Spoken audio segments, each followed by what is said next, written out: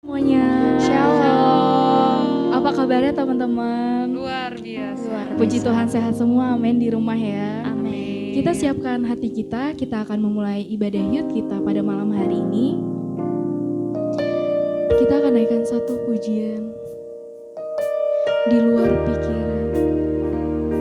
Kami percaya Tuhan, mukjizat pasti terjadi di dalam hidup kami Tuhan Yesus. Kami beryakin dan percaya Tuhan, Engkau ada di setiap langkah kami. Amin. Engkau tak akan meninggalkan kami Tuhan sedetik pun. Terima kasih Tuhan Yesus.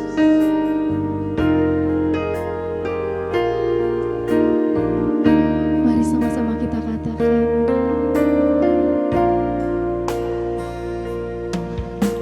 Syukur atas kuasa salib-Mu, tak terjangkau budimu.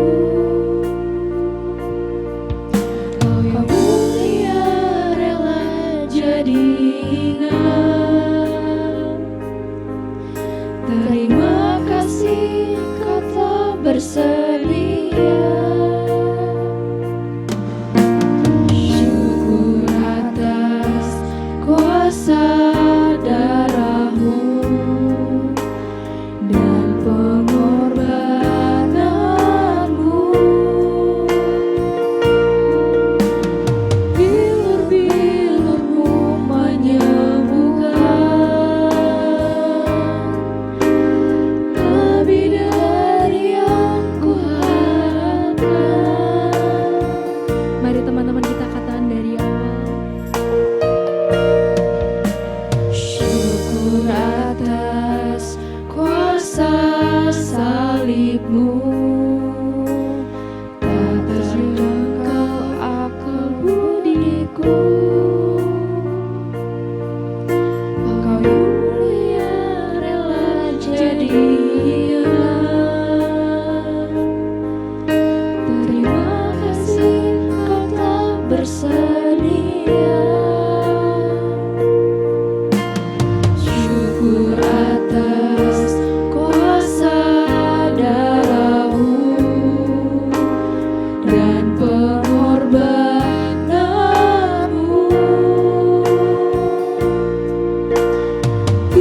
Bilur-bilur-Mu menyembuhkan, lebih dari yang kuharapkan.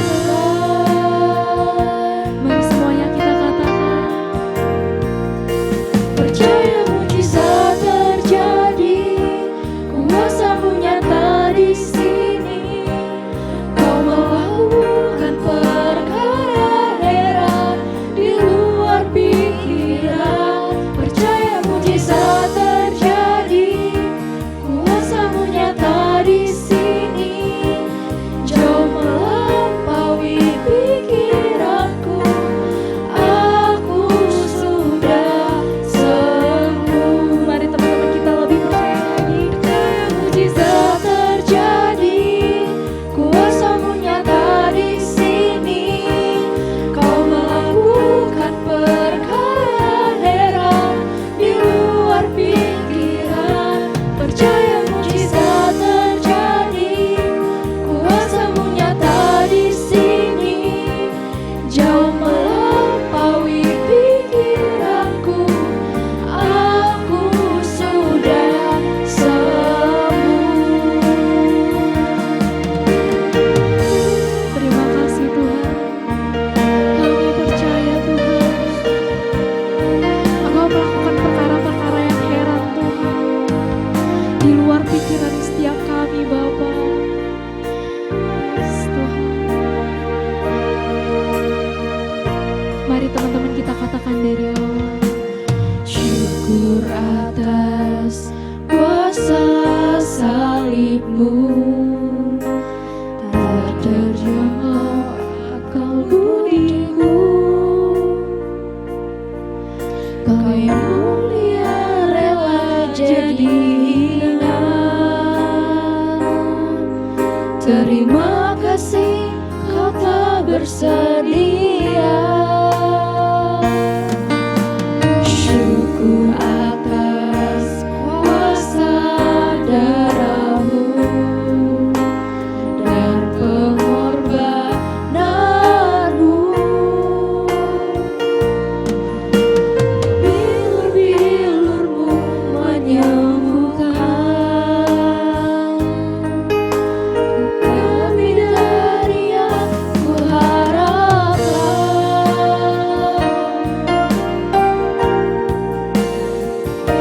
Percaya mujizat terjadi, kuasa-Mu nyata di sini. Kau melakukan perkara heran di luar pikiran. Percaya mujizat terjadi, kuasa-Mu nyata di sini. Jauh melampaui pikiranku, aku sudah sembuh. Katakan dengan yakin. Percaya mujizat terjadi, kuasa-Mu nyata di sini. Jauh melampaui pikiranku, aku sudah sembuh. Jauh melampaui pikiranku, aku sudah sembuh. Jauh melampaui pikiranku, aku sudah sembuh. Mari sore-sore angkat Tuhan. Haleluya. Mari angkat suara Tuhan. Mari sembah Dia. Terima kasih Tuhan. Terima kasih Tuhan.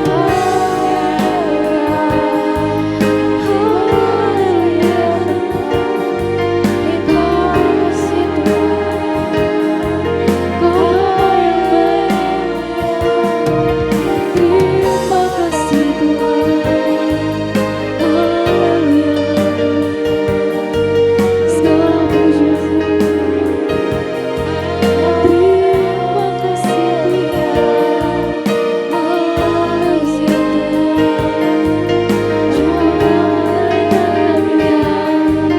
Terima kasih Tuhan.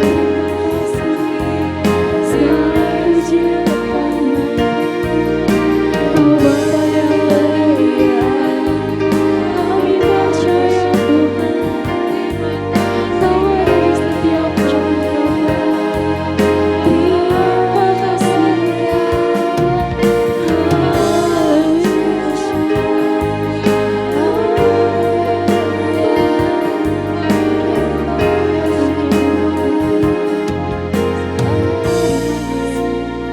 Mari teman-teman kita angkat Praise Yesus. Mujizat terjadi, kuasa-Mu nyata di sini. Kau melakukan perkara heran di luar pikiran. Percaya mujizat terjadi, kuasa-Mu nyata di sini. Jauh melampaui pikiranku, aku sudah sembuh. Mari teman-teman kita katakan. Percaya mujizat terjadi, kuasa-Mu nyata di sini. Kau melakukan perkara heran di luar pikiran. Percaya mujizat terjadi, kuasa-Mu nyata di sini.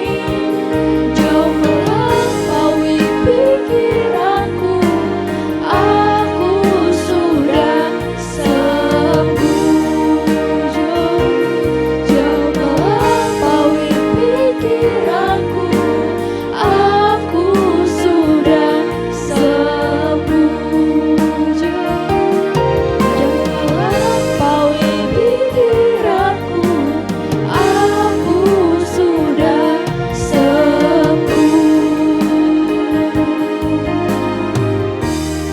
Terima kasih Tuhan Yesus buat hari yang indah ini Tuhan. Kami percaya Tuhan, mujizat-Mu ada di dalam hidup kami Bapa. Amin. Bapa, setiap kami akan memulai ibadah youth kami Tuhan, Engkau berkati Tuhan setiap kami yang menonton pada malam hari ini Tuhan.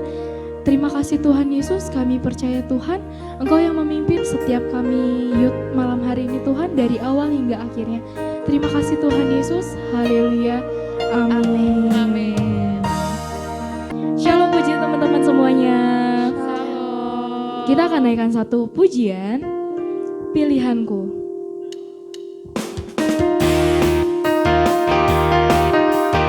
Kita sore-sore bagi Tuhan, teman-teman.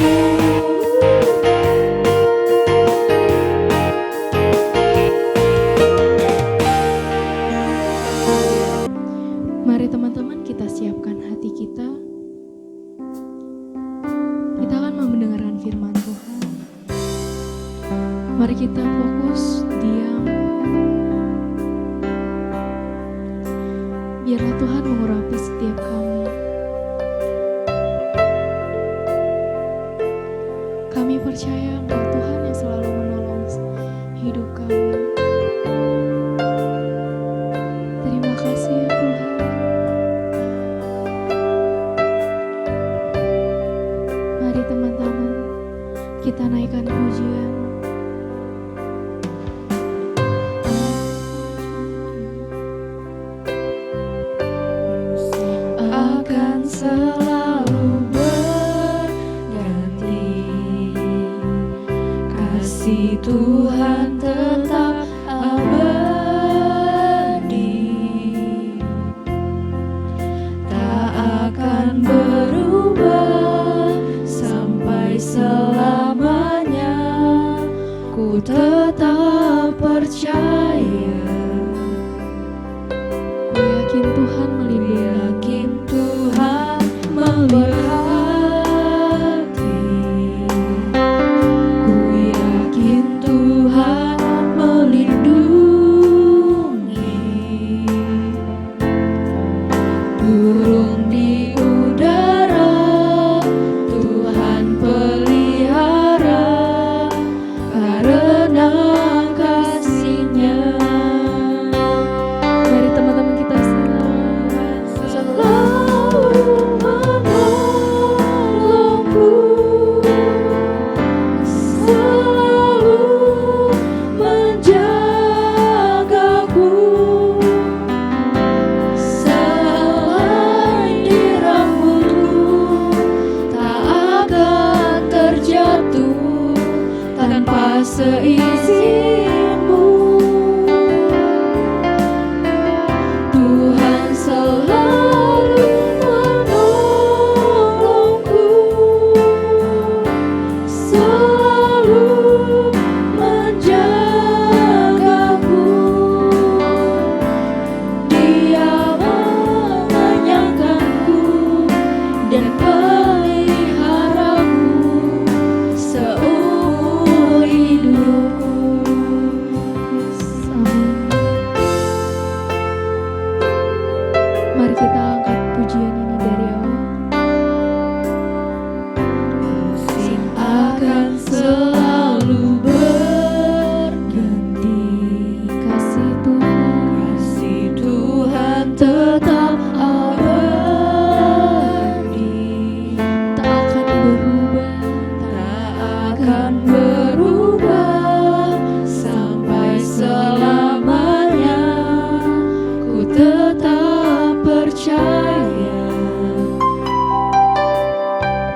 Ku yakin Tuhan memberkati.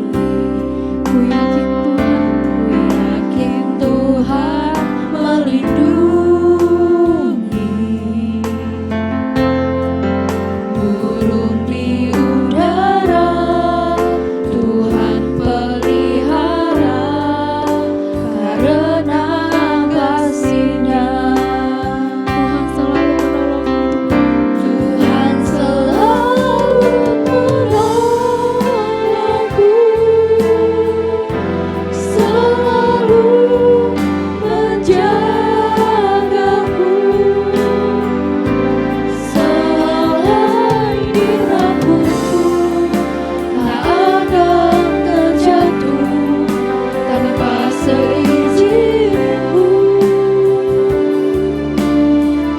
Tuhan selalu menolongku, selalu menjagaku. Dia mengenyangkanku dan peliharaku seumur hidupku. Mari teman-teman kita lebih lagi. Tuhan selalu menolongku, selalu menjagaku. Selai di rambutku tak akan terjatuh tanpa seizinmu.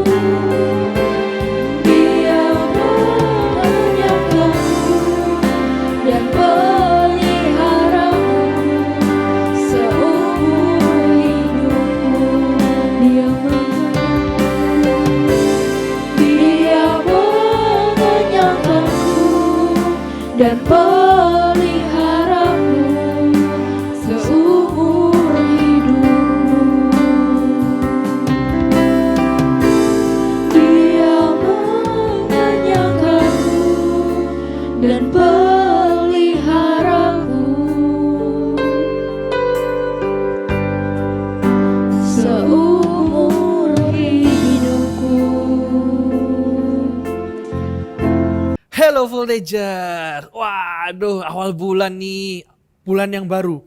Kita akan belajar satu prinsip yang mungkin jarang kalian dengar. Tapi janjian sama Kak Esra, jangan cuma dipelajari atau dicatat, tapi dihidupi. Sekali lagi ya, dihidupi, berarti dilakukan, harus dilakukan. Prinsipnya adalah GRIT, GRIT, bukan singkatan sih. GRIT ini sesuatu yang menggerakkan kita, itu melakukan bukan cuma karena terbiasa, tapi karena kita tuh mau beneran. Walaupun susah, itu kita akan terus lakukan. GRIT ini adalah sesuatu mungkin yang kalian baru dengar. Bukan cuma karena suka, bukan karena bisa.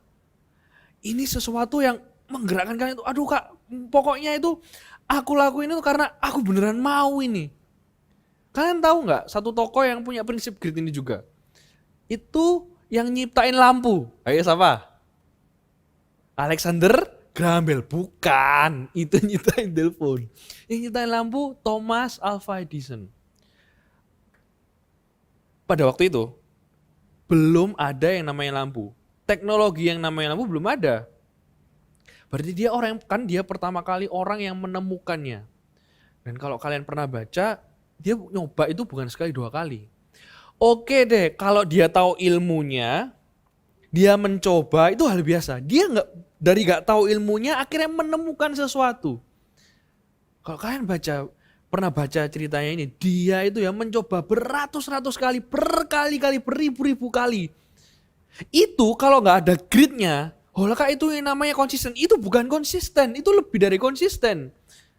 Dia tuh mencoba berkali-kali, mengusahakannya berkali-kali. Walaupun itu mungkin awalnya bukan apa yang dia suka.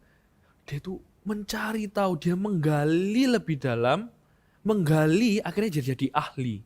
Akhirnya dia menemukan lampu. Kalau di Alkitab, banyak. Tahu Nuh? Aduh, Nuh itu ya, Kaisra nggak habis pikir sih. Itu orang, kalau Kaisra ketemu nanti ketemu tak tanyain kok bisa. Bukan dia cuma sekedar taat. Dia tuh punya prinsip. Walaupun yang lain itu nggak ngelakuin, dan yang lain itu mungkin pas waktu dia bikin bahtera itu dicemooh, tapi dia tetap melakukan. Dia bukan orang yang bisa ngerjain bikin sebuah perahu, bukan perahu malah ini bahtera yang amat sangat besar. Kalau tujuan kita jelas, Tuhan sediakan caranya, tinggal ini loh, prinsip ini loh yang harus kita punya. Grit ini loh. Kayak Nuh tadi. Tuhan kasih tujuan, kamu bikin bahtera. Tuhan kasih detail itu. Tuhan kasih detail sampai berapa hasta, Tuhan kasih detail. Jangan salah, Tuhan itu kalau kasih mimpi pasti kasih cara. Tinggal kitanya tuh punya satu hal yang kita pegang untuk lakukan terus. Prinsip ini, grit. Supaya tujuan itu terjadi, tapi kita belajar sesuatu. Menggali lebih dalam, akhirnya kita jadi ahli. Fungsinya apa Kak grit ini? Grit itu akan membantu kita nanti. Kalau yang lain cuma sekedar bisa, kita bisa jadi ahli loh. Kalau yang lain cuma sekedar mau, kita itu beda. Ada sesuatu yang menggerakkan kita walaupun bukan cuma sekedar susah, tapi mustahil. Kalau kita punya prinsip dan kita pegang, kita hidupi prinsip ini, apa yang mustahil jadi gak mustahil. Selain pada campur tangan Tuhan, itu kita mengusahakannya lebih. Nanti itu prinsip ini akan membantu kita nanti. Orang kan lihat kita itu beda. Kalau konsisten kan melakukan hal yang ya itu aja kan ya. Ini beda. Prinsip ini beda. Duh Kak, dari tadi ngomong grit beda apa sih? Bukan, terus Kak Esra ngomong bukan sekedar konsisten. Apa sih bedanya? Apa sih grit ini? Terus kok kakak bilang itu akan membantu kita nanti? Kak Esra punya teman yang akan bantu Kak Esra untuk menjelaskannya. Namanya Kak Tepi. Kak Tepi, yuk. Nah, jadi di dalam grit ada 2 prinsip. Yang pertama adalah passion, yang kedua adalah perseverance. Passion seperti yang kita tahu, itu adalah hal yang sangat kita sukai. Waktu kita melakukannya, kita itu selalu excited, kita itu selalu bersemangat dan antusias. Bahkan tanpa disuruh kita akan melakukannya. Kakak kasih contoh ya, ada anak yang suka bermain musik, yang passionnya bermusik. Nah, Ada bedanya anak yang sekedar suka musik dengan anak yang passionnya musik. Kalau anak yang suka musik itu banyak sekali yang suka mendengarkan lagu ataupun suka bermain musik. Tapi yang passionnya di bidang musik itu baru berbeda. Orang yang punya passion di bidang musik, dia akan dengan sengaja mencari tahu, dia akan dengan sengaja belajar, kepingin tahu apa itu musik, apa itu lagu. Tanpa disuruh, tanpa dipaksa, dia akan mencari tahu karena itu yang jadi passionnya. Itu adalah passion. Kalau perseverance itu adalah sikap tidak mau menyerah atau terus berusaha. Kadang kita menghadapi masalah ya kan, atau kita menghadapi tantangan. Nah, waktu menghadapi tantangan atau cobaan atau masalah, kesulitan, kita tidak mudah menyerah. Kita akan terus berusaha. Seperti kata Kak Esra tadi, bukan cuman berusaha secara konsisten, tapi lebih lagi daripada konsisten. Waktu kita berusaha, kita akan mencapai hasil yang maksimal. Kakak kasih contoh, kalau tadi anaknya suka bermain musik, passionnya di bidang musik, mungkin dia akan mengalami kesulitan. Dia perlu menyediakan waktu untuk les, dia harus cari guru yang bisa mengajari dia. Dia harus spend waktunya untuk cari tahu tentang apa itu musik, belajar berbagai macam alat musik. Tapi dia tidak akan menyerah. Kalau dia mengalami kesulitan, dia akan terus berusaha. Itu yang namanya perseverance. Passion tidak hanya sekedar passion, tapi yang namanya grit, passion juga harus disertai dengan perseverance. Kita bisa melihat seseorang yang punya grit, yang punya dua prinsip ini, passion dan perseverance, itu di diri seorang Rasul Paulus. Kita tahu kan, Rasul Paulus itu orang yang dulunya adalah penganiaya jemaat, penganiaya umat Tuhan. Tapi setelah itu dia bertobat, dia bertemu, mengalami perjumpaan pribadi dengan Tuhan, kemudian dia jadi pemberita Injil, salah satu pemberita Injil terbesar yang ada di Perjanjian Baru. Nah, Rasul Paulus ini juga punya dua prinsip ini. Dia punya passionnya sudah kelihatan kan, dia adalah seorang yang suka memberitakan Injil. Sebagai buktinya, kalau kalian baca ceritanya Paulus itu di akhir masa hidupnya dia dipenjara. Waktu dipenjara itu tidak membuat dia berhenti, dia bisa menuliskan surat yang akan dikirimkan ke kota-kota di mana dia sudah menginjil untuk mengingatkan mereka akan Injil. Itu membuktikan kalau Paulus itu adalah orang yang punya passion dalam memberitakan Injil. Tidak hanya passion, tapi Paulus juga punya perseverance. Perseverance-nya di mana? Selama perjalanan penginjilan Paulus, itu perjalanan yang tidak mudah. Kalau kalian baca di Perjanjian Baru, ada banyak cerita Paulus ini mengalami kesulitan. Baik dari manusia, ada Paulus jadi orang yang dikejar-kejar, bahkan ditangkap dan dipenjara. Dia juga dipukul, dia juga dilempar batu, tapi itu tidak menghentikannya untuk memberitakan Injil. Bahkan tidak cuma dari manusia kesulitannya, Paulus juga mengalami kesulitan dari alam. Kalau kalian baca ceritanya, ada ceritanya Paulus itu mengalami badai di laut. Dia mengalami kapal karam, bahkan sampai berhari-hari terombang-ambing di laut. Itu bukan hal yang mudah, tapi Paulus tidak menyerah. Paulus punya sikap, punya prinsip perseverance ini. Dia mau terus berusaha, meskipun sulit, meskipun keadaannya tidak mendukung, dia mau terus berusaha. Sama dengan kita, passion kita itu bukan passion yang sekedar ikut-ikutan apa yang lagi ngetren hari-hari ini, apa yang sedang tren. Oh kak, temenku suka dengan YouTube, suka dengan konten, bikin konten, aku juga mau ikut-ikut. Enggak. Passion kita seharusnya spesifik, karena rencana Tuhan dalam hidupnya kita juga spesifik. Jadi kita bisa cari tahu mulai sejak usia kalian, nggak harus tunggu dewasa, kita bisa cari tahu apa yang jadi passion kita yang dari Tuhan. Bukan sekedar ikut-ikutan teman, tapi passion kita yang sungguh-sungguh sesuai dengan rencana dan kehendak Allah. Begitu juga dengan perseverance. Perseverance itu tidak hanya melakukan sesuatu dari ambisi pribadi, hanya karena aku kepingin berhasil kak, aku tidak ingin gagal. Jadi aku akan menghalalkan segala cara, aku akan berusaha supaya aku jadi yang terbaik. Tidak hanya seperti itu, tapi perseverance itu juga harus muncul dalam diri kita dari pengenalan akan firman Tuhan.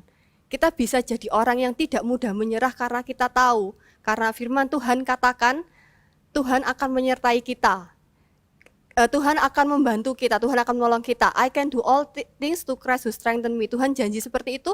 Karena itu kita punya sikap tidak mudah menyerah. Kita tidak pantang menyerah ketika menghadapi masalah. Kita akan terus maju. Selain itu, kita juga bisa punya sikap tidak menyerah karena kita tahu kalau Tuhan ada di pihak kita, siapa yang jadi lawan kita kan? Jadi itu yang membuat kita jadi orang yang tidak mudah menyerah. Kemudian kalau kita lagi menghadapi masalah, lagi menghadapi kesulitan, ingat ini, kalau Tuhan izinkan kita menghadapi sesuatu yang tidak baik, Tuhan tidak akan membiarkan kita tidak bisa melaluinya. Masalah yang kita hadapi itu tidak akan melampaui kekuatan kita. Amin. Nah, hari ini kakak mau berdoa buat kalian. Kalau kalian ada di tempat ini yang, Kak, aku belum tahu passionku apa, it's okay. Kita bisa berdoa sama-sama, kita minta Tuhan, kita tanya Tuhan apa yang jadi passionnya kita. Tidak harus ikut-ikutan, kita bisa tanya sendiri sama Tuhan apa yang jadi passionnya kita. Kalau kalian sudah tahu passion kalian apa, kita sama-sama berdoa supaya kita juga punya prinsip perseverance ini. Tidak cuma sekedar suka melakukannya, tapi benar-benar melakukannya dengan segenap hati, tanpa menyerah. Seperti yang tertulis di Kolose 3 ayat 23. Kakak bacakan. Apapun juga yang kamu perbuat, perbuatlah dengan segenap hatimu seperti untuk Tuhan dan bukan untuk manusia. Apapun yang kita lakukan, termasuk passion kita di bidang apapun, kita lakukan yang terbaik dan kita lakukan untuk memuliakan nama Tuhan. Bukan sekedar untuk supaya kita jadi terkenal, kita menyenangkan diri sendiri, tapi yang terutama kita menyenangkan hati Tuhan dan memuliakan nama Tuhan. Seperti juga ada satu ayat kakak, ini ayat terakhir, seperti yang ditulis Paulus di Roma 5 ayat 3 dan 4, kakak bacakan. Dan bukan hanya itu saja, kita malah bermegah juga dalam kesengsaraan kita, karena kita tahu bahwa kesengsaraan itu menimbulkan ketekunan, dan ketekunan menimbulkan tahan uji, dan tahan uji menimbulkan pengharapan. Apapun kesulitan yang kita alami, percayalah Tuhan tidak akan meninggalkan kita. Tuhan punya rencana yang indah buat hidupnya kita. Tapi hari ini Tuhan juga mau kita punya karakter ini, kita punya prinsip grit ini, kita punya passion dan perseverance. Tidak hanya passion tahu hal yang kita sukai, tapi kita juga jadi anak yang tidak mudah menyerah ketika menghadapi kesulitan. Jangan lupa teman-teman, besok ada ibadah raya pukul 9 pagi secara offline dan online. Dan jangan lupa Hari Rabu ada ibadah Comcare pukul 8 malam via Zoom meeting, dan hari Jumat ada MPP, ada ibadah MPP pukul 8 malam via Zoom meeting. Dan jangan lupa hari Sabtu depan kita kembali lagi di ibadah youth pada malam hari ini pukul 7 malam. Tetap semangat teman-teman, Tuhan Yesus memberkati. Dadah.